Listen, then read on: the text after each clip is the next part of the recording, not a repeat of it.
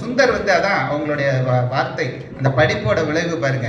அவர் சொன்னார்ல அந்த ஃபெட்டிங், போன ஆண்டு கிட்டத்தட்ட 30-40 லட்சம் ரூபாய் டாக்டர் சிவராமன் எல்லாரோட சேர்ந்து அங்கே கொண்டு போய் நிறைய பொருட்களை கொடுத்தோம். இந்த ஆண்டு அதற்கு ஒன்றும் குறைவான பாதிப்பு இல்லை. ஆனால் எங்களுக்கு போகிற மனநிலை இல்லை, ஏன்னா பணம் கொடுக்கறதுக்கு ஆள் இல்லை, அவங்க டயர்ட் ஆகிட்டாங்க. இப்போ கோலியனூரில் வெள்ளம் இந்த பகுதியில் பாதிப்புன்னு சொன்னோன்னே ஃபோர்டு நிறுவனத்துக்கிட்ட இந்த மாதிரி சொன்னோம். அப்போ அவங்க கேட்டது என்னென்னா, உண்மையிலேயே பாதிப்பா? ஏன்னா அவங்க பாதிப்புனா மெட்ராஸ் பாதித்தா தான் பாதிப்புன்னு நினைக்கிற ஒரு மனநிலைக்கு நாம் ஆளாக இருக்கிறோம். அப்புறம் மணி ஃபோட்டோஸ் வீடியோஸு எல்லாத்தையும் ஃபோர்டு நிறுவனத்துக்கு அனுப்பிச்சோம். 27 லட்சம் ரூபாய் கொடுத்தாங்க கிராசரி கொடுக்க.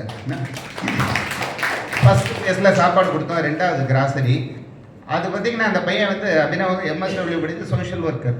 ஆனால் அங்கே போய் இருந்து அழகாக ஒவ்வொரு கிராமத்தில் எத்தனை வீடுகள் பாதிக்கப்பட்டிருக்குன்னு இன்றைக்கி அவர் வந்து கிட்டத்தட்ட 2000 இன்னும் 83 மட்டும் கொடுக்கலையா, 87 பை மட்டும் இன்னும் விநியோகம் கொடுக்க வேண்டியது. மீதி 1100 சுச்சம் முடிச்சுட்டாங்க.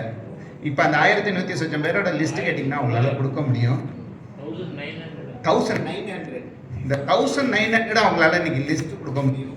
எங்களுடைய CSR ஹெட்டு ராதா மேடம் போனாங்க, நிஜமாக எனக்கு தொண்டையே கண்ணு.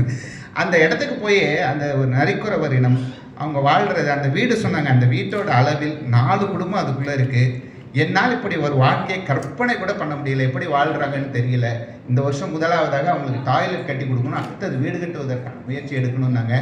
அத்தனை சிந்தனைக்கும் அடிப்படையில் பின்னணி இந்த குழு தான் நம்பி அபினவ். எல்லோருக்கும் நல்ல கடவுளோடு நன்றி, வணக்கம்.